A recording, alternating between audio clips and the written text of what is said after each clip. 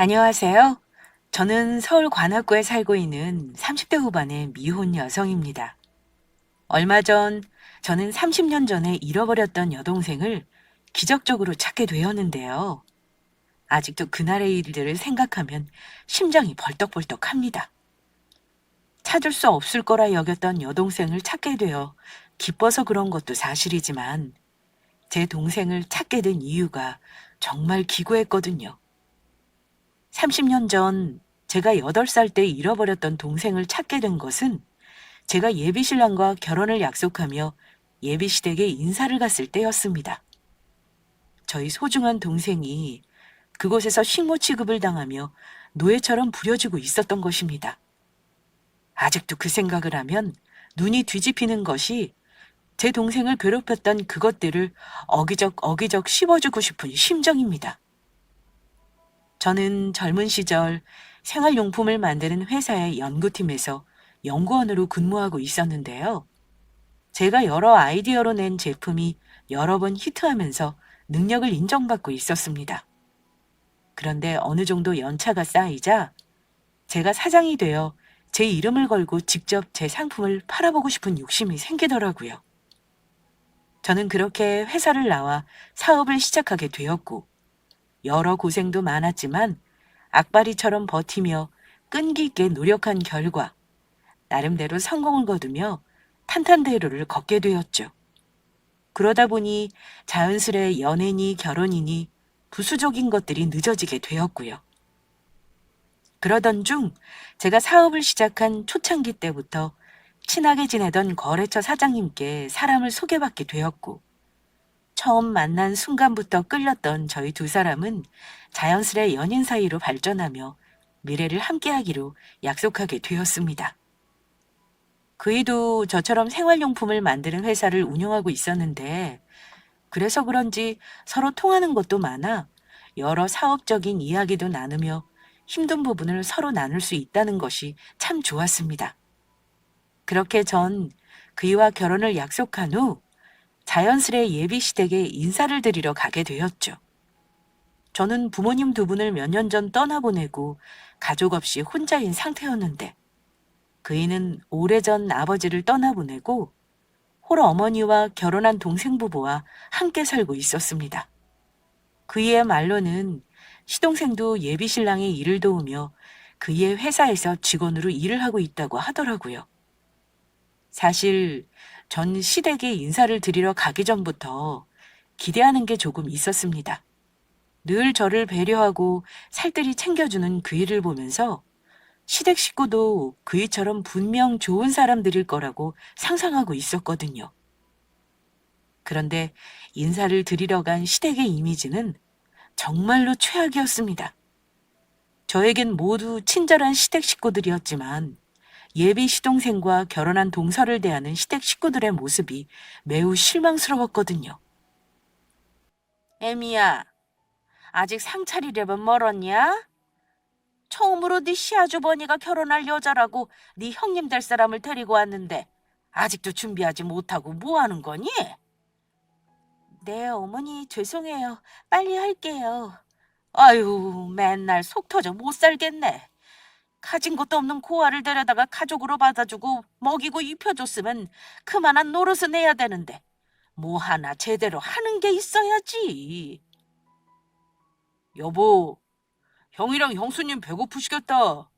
엄마 말대로 빨리빨리 좀 준비하라고. 처음부터 나 쪽팔리게 만들 거야. 형수님은 잘 나가는 회사 사장님이라는데 당신은 집에서 놀면서 이런 것도 하나 제대로 못하고 정말 비교된다 비교돼. 아유, 밥만 축낼 줄 알지. 저 아무것도 제대로 할 줄 모르는 식충이를 어쩌면 좋니? 그런데 저로선 이해할 수 없는 동서를 막대하는 시댁 식구들의 행동은 밥 먹는 식사 시간에도 계속되었습니다. 동서가 밥을 먹지 않고 시댁 식구들의 수발을 들며 중간중간 설거지며 청소며 집안일을 계속하고 있는 것이었어요. 옛날 어른들의 말씀처럼 꼭 남의 집 식모살이 하는 사람처럼요. 예비시댁을 나온 저는 아무리 그래도 동서를 함부로 대하는 시댁 식구의 모습은 정말 아닌 것 같아 차로 저를 바래다주는 그 일을 향해 몇 마디 해주었습니다. 게다가 동서가 고아란 소리에 더욱 마음이 끌렸거든요. 30년 전 잃어버렸던 여동생이 떠올랐던 것입니다. 저희 부모님은 돌아가실 때까지 잃어버린 여동생을 걱정하며 그리워하셨습니다. 저 또한 단 한 번도 동생을 잊은 적이 없었고요. 걸음마를 시작할 때부터 저의 뒷꽁무니를 쫓아다니며 언제나 저를 따르던 사랑스럽고 예쁜 여동생이었으니까요. 그래서인지 자세히 사정은 알 수 없지만 제 동생과 비슷한 또래의 예비 동서가 시댁에 당하는 모습을 보니 꼭 제 동생이 당하는 것처럼 남일 같지 않게 느껴졌습니다. 제 동생이 컸으면 딱 동서 정도 되는 나이였거든요. 아무리 시꾸라지만 동서한테 너무 심한 거 아니야? 가만히 보니 동서 챙겨주는 사람 한 명도 없고 계속 일만 하고 자기라도 서방님한테 말해서 동서 좀 잘 챙겨주라고 이야기해. 그렇게 신경 쓰지 않아도 돼. 자기한테 일부러 말 안 한 것도 있는데 재수 씨가 남들보다 좀 모자라거든. 그래서 알아듣게 하려면 가족들이 세게 나가는 수밖에 없어. 재수 씨가 얼마나 멍청한지 말썽 일으킨 적이 한두 번도 아니고 우리도 재수 씨가 그럴 때마다 뒷수습 하느냐 얼마나 골치 아팠는데 그리고 오갈 곳 없는 고아를 가족으로 받아줬으면 솔직히 우리 집에 그 정도 봉사는 해야 하는 거 아니야? 그래도 가족인데 내가 볼 때 그렇게 함부로 대하는 건 아닌 것 같아. 그리고 내가 볼 때 동서 모자라 보이지 않았거든? 그런 사람이 어떻게 집안 살림이며 청소며 그렇게 야무지게 할 수 있겠어? 게다가 남들보다 부족하면 차근차근 가르쳐줄 생각을 해야지 그런 식으로 대하는 건 아니라고 봐. 예비 동서에 대해 이야기하는 예비 신랑의 태도는 참으로 실망스러운 것이었습니다. 그래서 그 사람과의 결혼도 진심으로 고민하게 되더라고요. 제 앞에서 좋은 모습만 보였던 사람이지만 예비 동서에 대해 말하는 그의 모습에 그것이 전부가 아닐 거란 생각이 든 것이죠. 사람을 함부로 대하는 사람의 인격이 결코 좋을 리가 없었으니까요. 지금이야 예비 신랑이 잘해준다지만 그런 사람이라면 제가 힘없고 가진 게 없어지면 언제든지 배신할 수 있는 사람처럼 보였습니다. 과연 그때도 그의 마음이 변치 않을 수 있을지 의심이 들더라고요. 그래서 전 좀 더 예비 신랑을 지켜보기로 마음먹었습니다. 물론 예비 시댁도 마찬가지고요. 얼마 후 전 예비 시모의 초대를 받게 되었고 다시 시댁에 가게 되었습니다. 여전히 예비 동서는 혼자 주방에서 일하며 저를 맞이하기 위해 분주하게 움직이고 있었습니다. 예비 시모와 시동생은 그런 동서를 도와주기는커녕 동서를 종부리듯 하며 쉬기에 여념이 없었고요. 그래서 저라도 예비 동서를 도와주기 위해 팔을 걷고 직접 나섰습니다. 그럴 필요 없다면서 예비 시모며 신랑이며 시동생까지 나섰지만 제가 하고 싶어 하는 것이니 말리지 말아달라고 했죠. 그렇게 예비 동서 옆에서 식사를 준비하며 도와주고 있는데 그날은 동서의 목에 저번에 볼 수 없었던 목걸이가 걸려있는 것이 보였습니다. 그리고 동서의 목걸이를 확인하는 순간 저는 숨이 멎는 줄 알았습니다. 오래전 보았던 것이긴 하지만 동서가 목에 걸고 있던 목걸이는 저도 잘 알고 있는 아주 익숙한 것이었으니까요.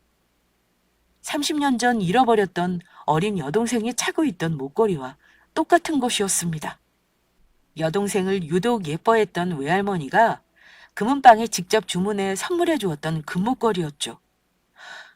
저는 떨리는 음성으로 예비 동서를 향해 조심스레 입을 열었습니다. 이미 전해왔을 때 예비 동서에게 말을 놓기로 해서 편하게 물을 수 있었죠. 동서, 미안한데 그 목걸이 어디서 난 거야? 아, 목걸이요. 혹시 형님 이 목걸이가 마음에 드신 거예요? 제가 고아인 건 형님도 잘 아시죠. 어렸을 때 가족을 잃어버려서 잘 기억은 안 나는데 이건 제가 보육원에 들어가기 전부터 차고 있었던 것 같아요. 길을 잃어버린 저를 경찰관 아저씨가 발견했을 때부터 이 목걸이를 차고 있었다고 보육원 원장님이 말씀해 주셨거든요. 그래서 혹시 길에서 우연이라도 제 가족들을 마주치게 되면 이 목걸이를 보고 저를 알아보지 않을까 해서 계속 차고 다녔던 거예요. 저번에 형님이 저희 집에 왔을 때는 제가 씻고서 깜빡하고 목걸이를 차고 있지 않아서 보지 못하셨을 거예요. 그렇구나. 동서, 혹시 뭐 어릴 적 기억나는 건 없어?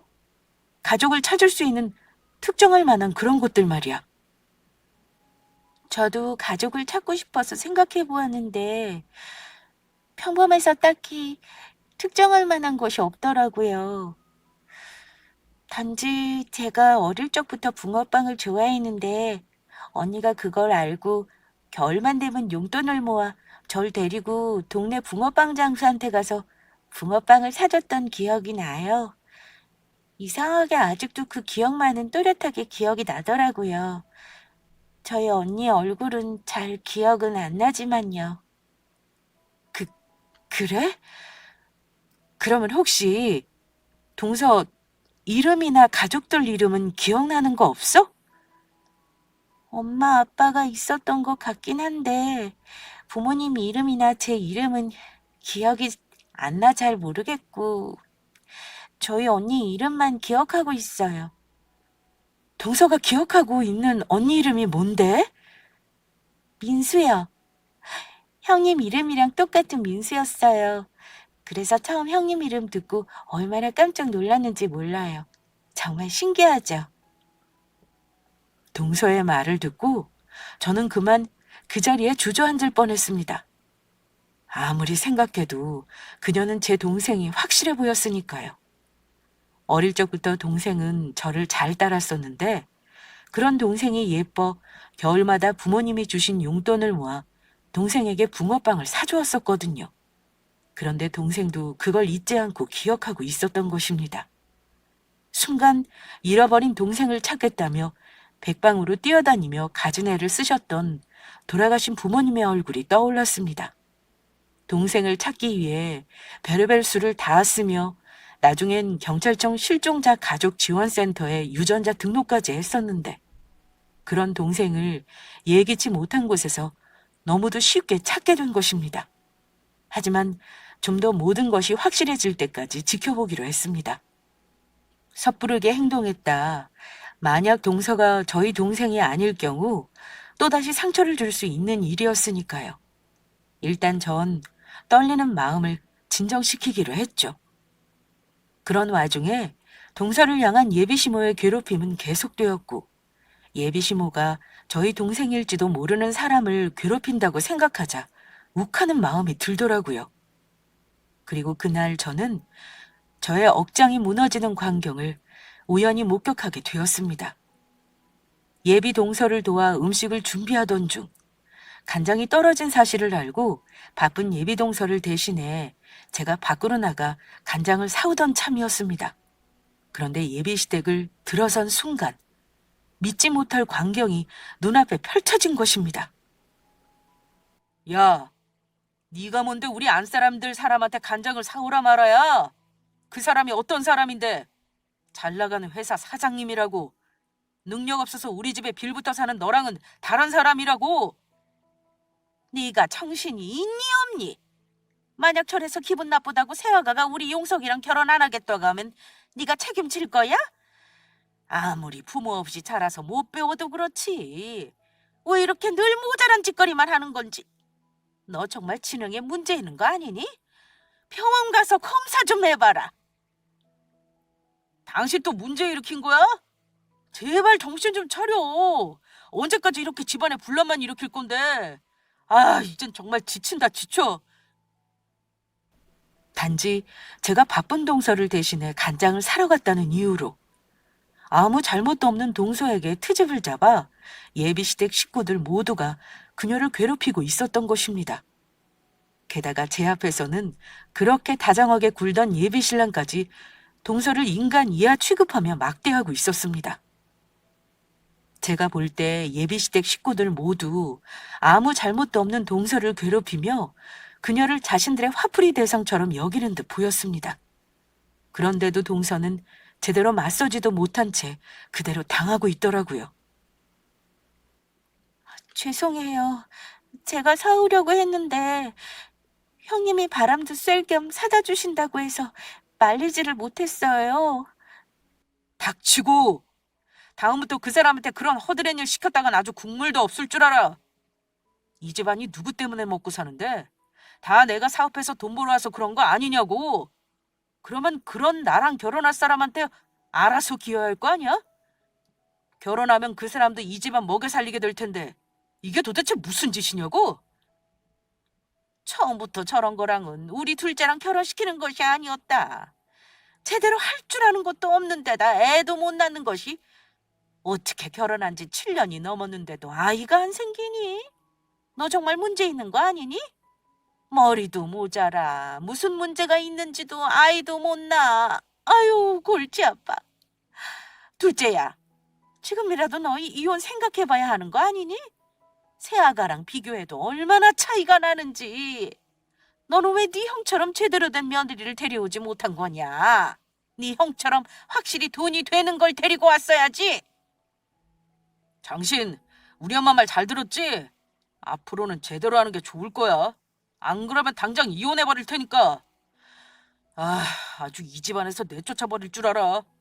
네가 친정 있어, 형제자매가 있어. 너 여기서 나가라면 구하라 갈 곳도 없잖아. 알겠어. 미안해. 그리고 애미 너 몸 어느 정도 나은 거면 마트 알바 다시 나가야 하는 거 아니니? 게을러서 아무것도 안 하는 주제에 밥만 축내지 말고. 저 잘 먹고 잘 쉬어서 살찐 것 좀 봐. 가족들을 위해 한 푼이라도 더 벌어야 하지 않겠니? 월급 다음은 전부 내 계좌로 보내는 거 잊지 말고. 마트 알바요? 저번에 일하다 무릎 다친 거 아직도 다 낫지도 않았는데요. 병원에서 다 나을 때까지 무리하면 안 된다고 했어요. 그거야 네 사정이고. 그렇게 누가 다치라고 그랬어? 지가 잘못해서 다친 걸 어쩌라는 건지. 당장 이번 주부터 시작하는 게 좋을 거다. 점심때 집에 와서 이 시어미 밥 차려주는 거 잊지 말고. 네, 알겠습니다, 어머니. 끓어오르는 분노에 당장 집안을 뒤집어 엎고 싶은 걸 전 간신히 참았습니다. 동서가 제 동생일지 모른다는 생각에 그런 것도 있지만 동서가 고아라 의지할 곳 없는, 오갈 곳 없는 사람이라는 걸 이용해 노예처럼 부려먹는 그들이 용서가 안 되었습니다. 사람이라면 결코 해서는 안 되는 행동이었으니까요. 게다가 말하는 분위기를 보아 결혼 후 저 또한 이용해 먹으려는 저들의 속내가 뻔히 보이더라고요. 그래서 전 며칠 후 예비시댁에 놀러 가고 싶다는 핑계로 다시 한번 예비시댁에 방문했습니다. 마지막으로 동서가 제 동생인지 확실하게 확인하기 위해서요. 그리고 만약 동서가 제 동생이 맞는다면 그녀를 예비시댁에서 구해낼 생각이었죠. 설령 동서가 제 친동생이 아니더라도 그녀를 그 거지 같은 집구석에서 빼내올 생각이었습니다. 그래서 저희 회사에 일자리를 주고 당분간 살 집도 마련해 주어 스스로 자립할 때까지 도와줄 계획이었죠. 그런데 예비시댁을 방문한 날, 저는 그전과는 비교도 할 수 없을 만큼의 기가 막힌 일을 목격하게 됩니다. 예비시댁 식구들이 모여 밥을 먹고 있는데 그날도 동서는 가족들과 밥을 먹지 못하고 혼자 수발을 들며 집안 청소를 하기에 바빴습니다. 그런데 예비시모가 국을 다 먹고 동서에게 국을 더 떠오라고 시키더라고요. 동서는 예비시모의 말대로 국을 떠다 줬는데 예비시모가 국을 동서 얼굴에 끼얹는 것이었어요. 너는 이걸 국이라고 떠왔니? 이런 걸 누구 보고 먹으라고? 미지근해서 다 식었잖니? 당장 데워서 다시 떠와라. 너무 놀란 저는 순간 할 말을 잃고 말았습니다.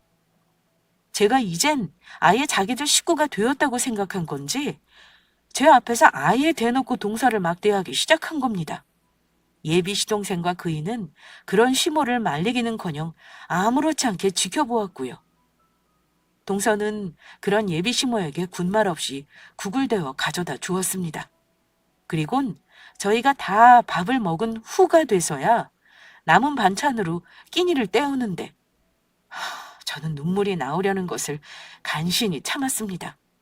그동안 예비 시동생에게 시집아 어떤 대우를 받고 살았을지 그 생각을 하니 얼마나 가슴이 아프고 속상한지 제 가슴에 비수가 꽂히는 듯 했습니다. 가슴에선 피눈물이 흐르는 듯 했죠.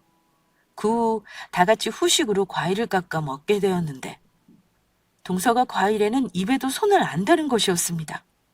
혹시 시댁 식구의 눈치를 보여 그런가 싶은 마음에 제가 동서를 챙기며 물었습니다. 저 동서는 왜 복숭아 안 먹어?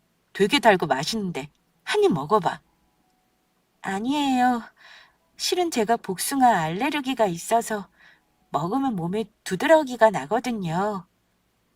저는 동서의 대답을 듣고 그만 들고 있던 찻잔을 떨어뜨릴 뻔했습니다. 동서는 돌아가신 부모님과 제가 그토록 찾아 헤맸던 30년 전 잃어버렸던 저의 여동생이 맞았던 것입니다. 저희 여동생 또한 복숭아 알레르기가 있어서 어려서부터 먹지 못했었거든요. 더는 의심할 필요도 고민할 필요도 없었죠. 하지만 예비시댁 식구들 앞에서 바로 티를 낼 수는 없었습니다.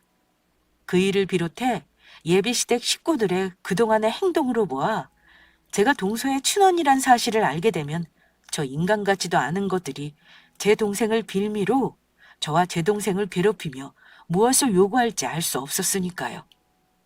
저는 속으로 예비시댁 식구들을 향해 복수의 칼날을 갈게 되었습니다.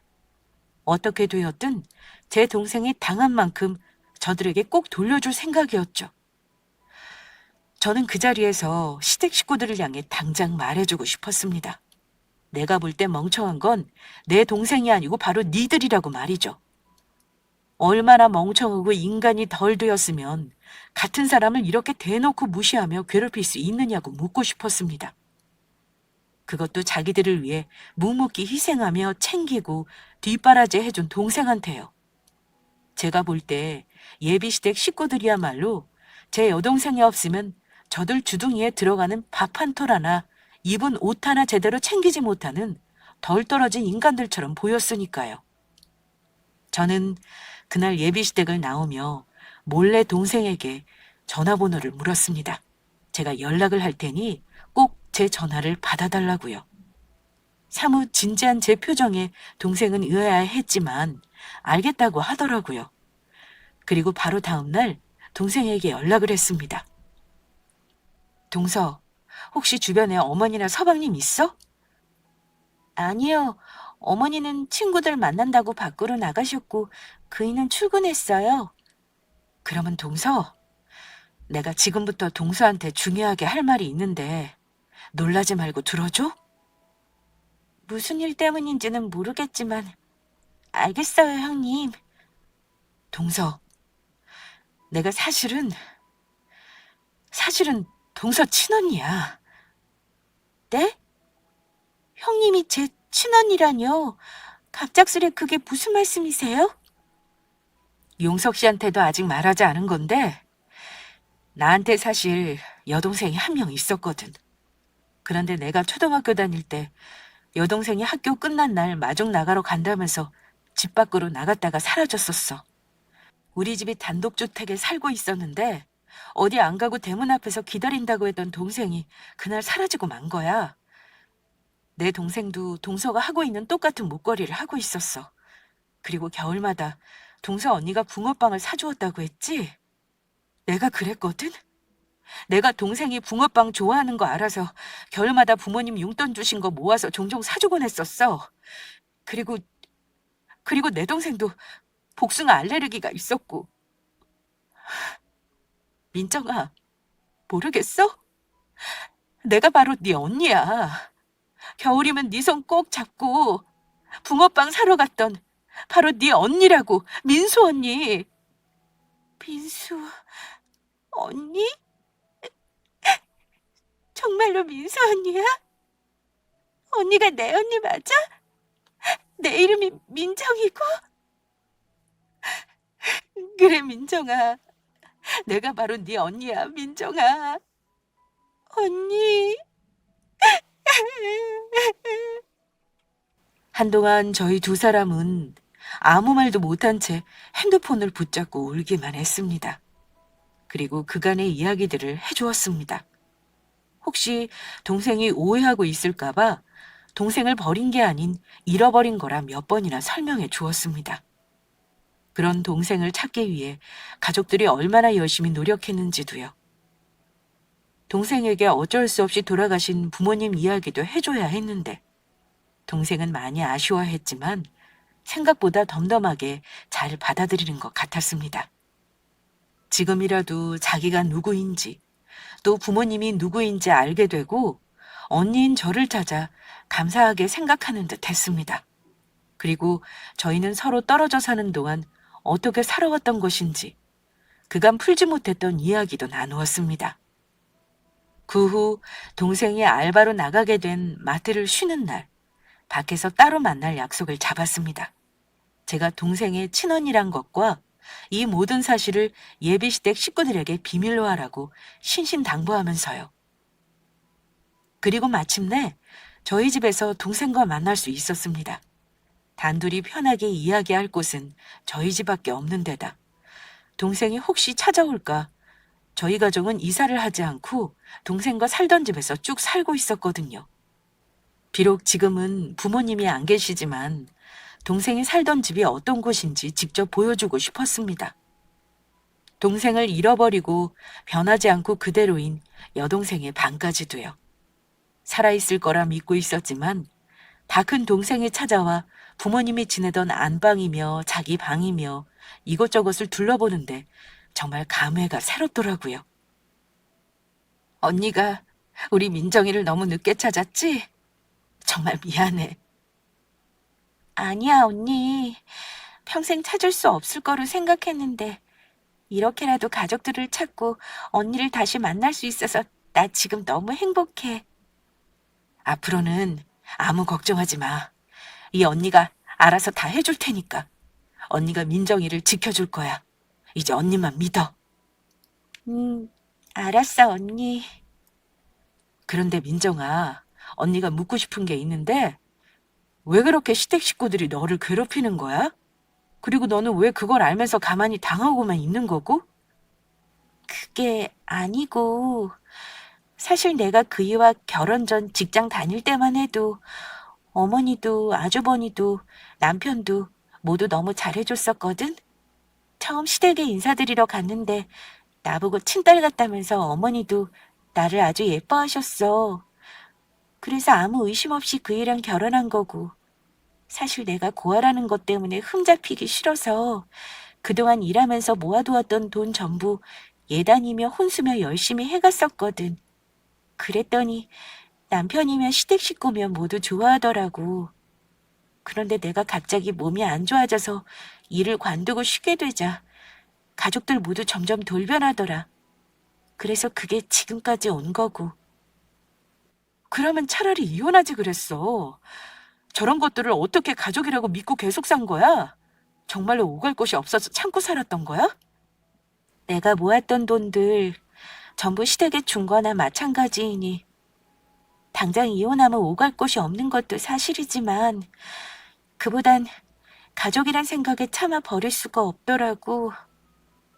나 사실 결혼해서 화목한 가정을 꾸리고 사는 게 꿈이었거든.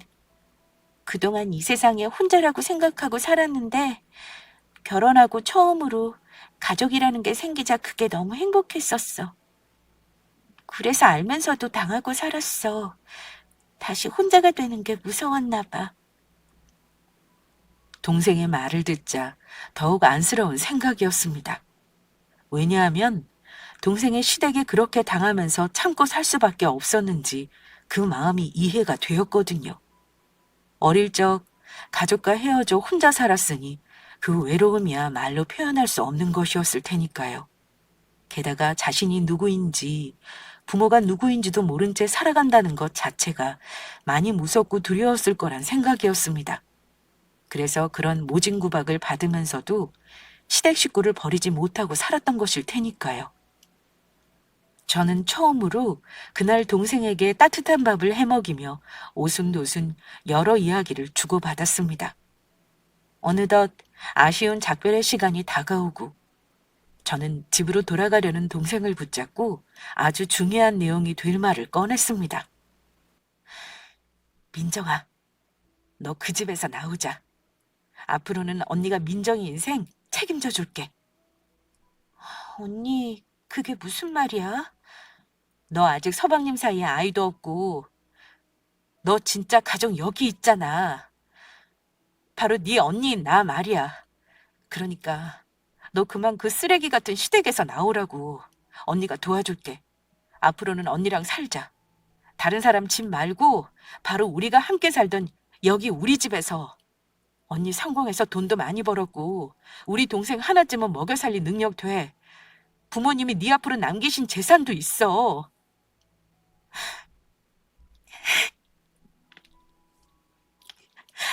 언니, 나 정말 그래도 돼? 나 앞으로 언니랑 살아도 되는 거야? 내가 정말 그래도 돼? 당연하지. 민정이 네 진짜 집은 그 망할 놈들이 있는 집구석이 아니고 바로 여기라고. 그러니까 그런 인간 쓰레기들은 이제 버려. 앞으로는 언니가 하자는 대로 해. 언니가 전부 알아서 할 테니까. 알았어, 언니. 정말 고마워. 하나밖에 없는 내 언니. 하는 걸로 봐선 예비 시댁에선 동생이 이혼을 원해도 안 놔줄 가능성이 컸습니다. 어디를 가도 동생처럼 자기들을 위해 줄 사람은 찾기 힘들 테니까요. 그러니 동생이 이혼할 수 있도록 준비를 해야 했습니다. 그들이 어떻게 동생을 괴롭히는지 증거를 수집해야 했습니다. 그래서 동생에게 조금 힘들겠지만 증거를 모으는 잠시 동안 시댁에서 지내라고 이야기할 수밖에 없었습니다. 시댁 식구들이 동생을 어떻게 괴롭히는지 핸드폰으로 음성을 녹음하게 시켰고 그동안 동생이 마트에서 일하며 벌었을 월급을 착취한 시모의 은행 계좌가 찍혔을 동생의 통장도 잘 챙겨놓으라고 이야기해 주었습니다. 그들이 동생에게 저지른 정신적 학대는 분명히 범죄였고 도저히 용서할 수 없는 것들이었으니까요. 동생이 증거를 수집하는 동안 저는 그 동생 시댁놈들에게 어떻게 복수를 해줄까 깊은 고민에 빠졌습니다. 그런데 제가 고민할 필요도 없이 아직도 저와 결혼할 거라 철석같이 믿고 있던 예비 신랑 놈이 제 무덤을 파더라고요. 자기야, 사실 그동안 내가 말 못한 게 있는데 어차피 우리 결혼도 하게 될 거고 이젠 솔직하게 이야기하려고. 어차피 우리 이제 한 가족이나 마찬가지잖아. 무슨 이야기인데? 편하게 이야기해봐. 실은 지금 우리 회사 자금 사정이 좀 어려워. 이번 달까지는 어떻게든 직원들 월급을 주긴 했는데 다음 달부터는 어떻게 해야 할지 너무 막막해서 이러다간 힘들게 키워놓은 회사가 망하는 건 아닌지 모르겠어. 그래서 말인데 자기가 우리 회사에 투자 좀 해주면 안 될까? 어차피 앞으로는 내 회사가 자기 회사 되는 거고 자기 회사가 내 회사 되는 거나 마찬가지잖아. 나 망하면 자기도 같이 망하는 거라고. 알겠어. 확답은 할 수 없지만 일단은 나도 한번 잘 생각해 볼게. 정말이야? 정말로 우리 회사 투자하는 거 생각해 보는 거지? 고마워, 자기야. 정말 고마워. 저는 속으로 생각했습니다. 너처럼 쓰레기놈 회사에 내가 투자하는 일은 절대 없을 거라고요. 단지 제가 그렇게 답을 하면 예비 신랑 놈이 어떻게 나오는지 보려고 했던 것입니다. 그리고 예비 신랑의 회사가 어렵다는 말에 예비 신랑의 회사에 뒷조사를 시작했습니다. 왜냐하면 얼마 전까지만 해도 여러 히트 상품을 내며 잘 나갔던 회사였던 거로 알고 있으니까요. 그리고 알게 된 놀라운 사실은 예비 신랑 놈의 회사가 이젠 아무것도 가진 것 없는 빈 깡통 회사가 되었다는 것이었습니다. 몇 가지 히트 상품을 내며 회사 매출이 오르자 예비 신랑 놈이 그 후 몇 가지 신제품을 내놓았는데 내놓은 것들마다 줄줄이 말아먹었던 모양입니다. 그래서 결국 직원들 월급까지 걱정하는 신세가 되었고요. 당장 내일 망한다고 해도 이상할 것이 없는 회사에 투자를 하라니 예비 신랑 놈의 말은 저에게 같이 죽자는 소리밖에 되지 않았습니다. 그런데 예비 신랑 놈은 저의 말에 제가 자기를 도와줄 거라 확신을 했는지 또다시 일을 벌이더라고요. 본인이 대히트칠 신제품을 개발했다면서 아무런 대책도 없이 물건들을 마구 뽑기 시작했던 것입니다. 그것도 남에게 돈까지 빌려서요. 제가 투자를 하면 그 돈으로 자기가 빌렸던 돈들을 막으면 된다고 생각했던 것 같습니다. 어차피 제가 망하는 것도 아니고 지가 지 스스로 망하겠다는데 더는 말릴 이유가 없었습니다. 게다가 이번 일은 예비 시모와 시동생 예비 신랑까지 세 사람을 모두 정신을 차리게 해줄 아주 좋은 기회라고 생각했고요. 저만 적당한 때에 저희 동생을 데리고 예비 시댁을 떠나면 될 것 같았습니다. 그러던 어느 날 늦은 밤, 동생에게 갑작스레 전화가 걸려왔습니다. 언니, 나 좀 살려줘. 언니, 어머니가. 다급하게 자신을 살려달라는 동생의 목소리. 그리고 그 뒤에서 고래고래 소리 지르는 예비 시모의 목소리와 함께 물건들이 깨지는 소리가 들렸습니다. 저는 살려달라는 다급한 동생의 말에 재빨리 예비 시댁으로 달려갔죠. 그리고 예비 시댁의 집 아파트 벨을 눌러 집 안으로 들어가니 제 동생의 몰골은 말이 아니었습니다. 예비 시모에게 맞았는지 동생의 머리를 다 헝클어져 있더라고요. 예비 시모라는 인간이 기어이 제 동생에게 손찌검까지 하기 시작한 겁니다. 그 광경을 예비 신랑 놈과 시동생 놈은 그저 지켜보고만 있었고요. 아이고, 세아가 밤늦게 여긴 무슨 일이니? 네 동서가 요즘 내 말을 좀 안 듣는 것 같아서 잠시 혼내주고 있었다. 너는 신경 쓸 필요 없어. 그래, 자기야, 엄마 말이 맞아. 밤늦게 여긴 무슨 일로 온 거야? 여긴 신경 쓰지 말고 우린 잠시 밖에 나가자. 참을 수 없는 저는 그동안 참아왔던 말을 드디어 꺼냈습니다. 다 됐고, 너희들 지금 내 동생한테 이게 무슨 짓이야? 동생이라니. 아가, 그게 무슨 말이냐? 당신이 지금 내 동생 때리고 있잖아. 당신 며느리 내가 30년 전에 잃어버렸던 내 친동생이라고. 이제 너희 같은 것들이랑은 전부 끝이야. 전부 끝장. 동생이라니? 자기 동생 같은 거 없었잖아. 자기 외동딸 아니었어? 니놈한테 이야기 안 한 것뿐이지 있었어, 내 동생. 그리고 당신 집에서 애타게 찾던 동생을 얼마 전 찾게 되었고, 그런 소중한 내 동생을 네가 어떻게 대했는지 내가 두 눈으로 똑똑히 확인했지. 내 동생은 너희를 진짜 가족이라 생각하고 잘 살려고 노력했는데 인간이란 것들이 어떻게 이럴 수가 있어? 어떻게 이렇게 한 사람을 괴롭히며 못 살게 살 수 있냐고? 그러면 정말로 애미가 진짜 세아가 네 친동생이라는 소리니? 어머나, 그것도 모르고 내가 그동안 큰 실수를 했구나. 아이, 정말 미안하다. 세아가 그만 마음 풀거라. 애미가 세아가 네 친동생인 줄 알았으면 절대 이렇게 대하지 않았을 거다. 자기야, 정말 미안해. 재수 씨가 자기 동생인 줄 모르고 그랬어. 앞으로는 안 그럴게. 한 번만 기회를 줘. 네, 형수님. 저희가 몰라서 그랬어요. 앞으로는 저희 집사람한테 정말 잘하겠습니다. 이렇게 맹세할게요. 맹세 같은 소리하고 자빠졌네. 오늘부로 제 동생 이 집사람 아니니까 그렇게 하세요. 제 동생 이 쓰레기 같은 집구석에서 그만 데리고 나가겠습니다. 그러면 모두 안녕히 계세요. 전 동생 손을 꼭 잡고 그 집구석을 나와버렸습니다. 어차피 동생의 물건들이야 새로 사면 되는 것이고 제 동생의 안전 확보가 우선이었으니까요.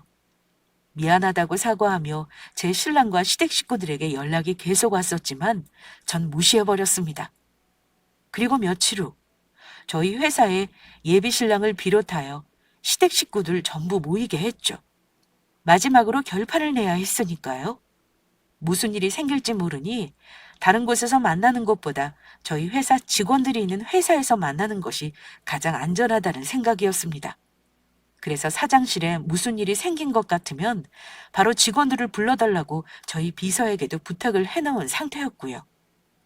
예비 신랑을 비롯해 시댁 식구들은 저와 동생을 보자마자 잘못했다며 빌기 시작하더라고요. 애미야, 그동안 내가 전부 잘못했다. 내가 너무 지나쳤었어. 애미 너랑 가깝다고 생각하다 보니 허물없이 지내려다 내가 그만 실수를 했지 뭐니. 그러니까 그만 화 풀고 다시 집에 들어오면 안 될까? 여보, 나도 잘못했어. 그만 집으로 돌아와. 당신 없으니까 밥 해주는 사람도 없고 집안도 엉망이고 아주 쓰레기장이 따로 없어. 난 당신이 빨리 우리 집으로 다시 돌아왔으면 좋겠어. 자기야, 정말 미안해. 재수 씨가 잃어버린 자기 동생인 줄 알았으면 진작 신경 써줬을 텐데 그것도 모르고 내가 그동안 실수한 것 같아. 다시는 안 그럴 테니까 그만 화 풀면 안 될까? 나 한 번만 용서해주라. 그래, 세아가. 좋은 게 좋은 거라고. 우리 다 같이 다시 한번 잘해보면 어떻겠니? 세아가, 네가 정말로 우리 집에 시집 오면 자매끼리 서로 의지도 될 테고 얼마나 좋아. 앞으로는 내가 애미한테도 정말 잘하마. 왜? 이제는 제 동생에 이어 저까지 부려먹고 살려고요? 민정이가 제 동생이라고 하니 이제야 아쉬워졌나 봐요? 그동안은 왜 저희 동생한테 잘해주지 못했는데요? 당신들이 무식해서 뭘 모르는 것 같아 설명해 주는데 사람 때리는 것만이 폭력이 아니야. 정신적으로 못 살게 굴고 괴롭히는 것도 폭력이라고. 게다가 시어머니라는 사람은 내 동생한테 손찌검까지 했지. 그러니까 이렇게 너희 두 사람 앞에 와서 잘못했다고 내가 용서를 빌지 않니? 자기야, 우리 가족들 모두 정말 미안해. 내가 대표해서 이렇게 사과할게. 우리 다시 잘 시작해보자. 응? 제발, 자기야. 안 그래도 나도 다시 시작하려고 했어. 처음부터 제대로 다시. 그게 정말이야? 우리 정말 다시 시작하는 거야? 우리 가족들한테 다시 한번 기회 주는 거냐고. 자기야, 정말 고마워. 앞으로는 내가 정말 잘할게. 세아가, 정말 고맙다. 형수님, 고맙습니다. 아니. 내 말을 잘 못 알아들었나 본데 거지 같은 당신들 빼고 앞으로 내 동생이랑 나랑 다시 잘 시작해보겠다는 이야기야. 그래서 하는 말인데 우리 결혼도 없었던 걸로 하자. 네 놈이 내 동생한테 행동하는 거 보니까 너 같은 놈이랑 결혼했다가는 아주 내 인생까지 망치게 생겼어.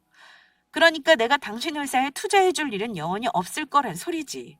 그리고 내 하나뿐인 동생은 당신 동생 놈이랑 이혼시킬 테니까 그렇게 알고. 안 돼, 자기야. 그럴 순 없어. 이제 와서 자기가 나 버리면 나는 끝장이라고. 자기만 믿고 일 벌려놨는데 자기가 나 안 도와주면 우리 회사 망한다고. 그러면 가족들은 뭘 먹고 살라고? 여기저기 빌린 그 많은 돈을 나보고 어떻게 갚으라고? 그거야 네 놈 사정이고. 네 놈은 내 동생 괴롭힐 때 내 동생 사정 봐주면서 괴롭혔니? 당신들 내 동생 보고 모자라다고 했지? 그러는 당신들이야말로 얼마나 모자라면 같은 사람을 무시하고 괴롭힐 생각을 할 수 있는 거야? 내 동생 없으면 밥 하나 할 줄 모르는 덜 떨어진 인간들이? 세아가, 내가 잘못했다.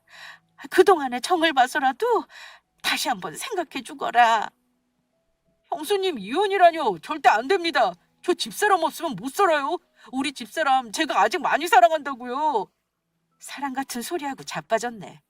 사랑한다는 놈이 너 하나 믿고 시집 온 내 동생이 네 엄마랑 네 놈 형한테 괴롭힘 당할 때 지켜만 보고 있었냐? 아니지.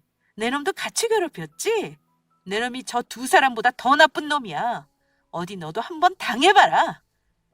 저는 동생 속 시원해지라고 동생이 보는 앞에서 예비 시동생이었던 놈을 원 없이 두들겨 패주었습니다. 그리고는 직원들을 불러 세 사람 모두 쫓아냈죠. 악에 받쳐 침까지 흘리며 울며 불며 매달리려 하는 시모를 향해 저는 아주 충격적인 소식이 될 몇 마디 이야기를 해주었습니다. 아, 그리고 아줌마, 우리 동생한테 불임이라고 어디 문제 있는 거 아니냐고 물었었지? 안 그래도 당신한테 맞은 내 동생 병원에 진단서 떼러가면서 산부인과도 데리고 가봤거든? 그런데 우리 동생 아주 건강하다고 하더라고. 그러니까 문제는 아무래도 당신 아들한테 있는 것 같아. 더 늦기 전에 당신 아들 병원에 데리고 가보라고. 당신 아들이 불임인 것 같으니까. 그게 무슨 소리야? 그러면 우리 아들이 아이를 못 가진다는 소리야? 지금 그 소리냐고. 제 말에 적잖이 충격을 받았는지 예비 시모와 시동생은 정신이 나간 듯 보였습니다. 저야 아이를 못 가져도 부부끼리 행복하게 살면 상관없다고 생각하는 사람이지만 예비 시모와 시동생에게는 꽤나 절망적인 소리였나 봅니다. 그 와중에 예비 신랑이었던 놈은 저를 붙잡으려 애를 썼고요. 전부 소용없는 일이었지만요. 그 후 저는 동생과 예비 시동생 놈을 이혼시켰고 예비 시모와 시동생에게 제 동생을 괴롭힌 것에 대한 위조료까지 전부 받아냈습니다. 중간에 제가 자기 아들을 때렸다며 예비 시모가 저를 고소할 거라고 하기에 얼마든지 해보라고 했죠. 저도 당신이 내 동생 때린 거 고소할 거라고 맞받아치면서요. 동생은 제가 자기 남편을 때려준 것을 보니 그동안 억울했던 마음이 풀리면서 아주 속 시원했다고 하더라고요. 그리고 결국 예비 신랑의 회사는 망하게 되었습니다. 저를 이용해 무턱대고 일을 벌리려 하다가 스스로 망하게 된 것이죠. 들리는 소문에 의하면 예비 신랑 가족들 모두 거리에 나앉게 되었다고 하더라고요. 빚진 곳이 한두 곳이 아니었는지 빚쟁이들에게 시달리며 고생이 이만저만이 아니라고 합니다. 그리고 얼마 지나지 않아 예비 시동생이 저희 동생을 포기 못하고 다시 찾아온 적이 있었는데 저희 동생은 그런 예비 시동생을 향해 뺨을 한 대 날려주었다고 합니다. 저와 살며 진짜 가정이 어떤 건지 알게 되었고 그래서 더욱 시댁 식구며 전 남편을 용서할 수 없게 되었다고 하네요. 모든 일을 해결하고 전 동생을 데리고 부모님 산소에 찾아갔습니다. 동생은 한동안 부모님 산소 앞에 앉아 서럽게 울더라고요. 저는 그런 동생을 다독이며 위로해 주었습니다. 그리고 얼마 전 동생 고집에 우리 두 사람은 유전자 검사를 하게 되었습니다. 저는 할 필요가 없다고 했지만 혹시 모르니 확실히 해둬야 한다고 동생이 말하더라고요. 그런데 역시 제 친동생이 맞더라고요. 그리고 현재 동생은 늦가기 공부를 시작했습니다. 고아로 홀로 살아왔으니 형편 때문에 대학에 가고 싶어도 갈 수가 없었나 봅니다. 그래서 제가 얼마든지 지원해 줄 테니 다시 공부를 시작해보라고 했죠. 동생은 사회복지사가 되어 자기처럼 부모 없이 자란 아이들에게 조금이라도 힘이 되어주고 싶다고 하더라고요. 돌아가신 부모님을 대신해 동생의 꿈을 열심히 응원해 주려 합니다. 그리고 저의 소식이 궁금해하실 분들이 계실지 몰라 말씀드리자면 저도 아주 잘 지내는 중입니다. 부모님에게도 들어본 적 없는 잔소리를 동생에게 들으면서요. 사업을 하려면 건강을 잘 챙겨야 한다며 동생의 잔소리가 이만저만이 아니거든요. 그래도 부모님이 돌아가시고 지금만큼 행복했던 때는 없었던 것 같습니다. 동생을 찾아 이제는 하늘에서 마음 놓고 편히 쉬고 계실 부모님 생각에 마음이 놓이기도 하고요. 앞으로도 저희 두 자매 서로에게 의지하며 열심히 살아보려 합니다. 썰TV 구독자 여러분의 많은 응원 부탁드립니다. 감사합니다.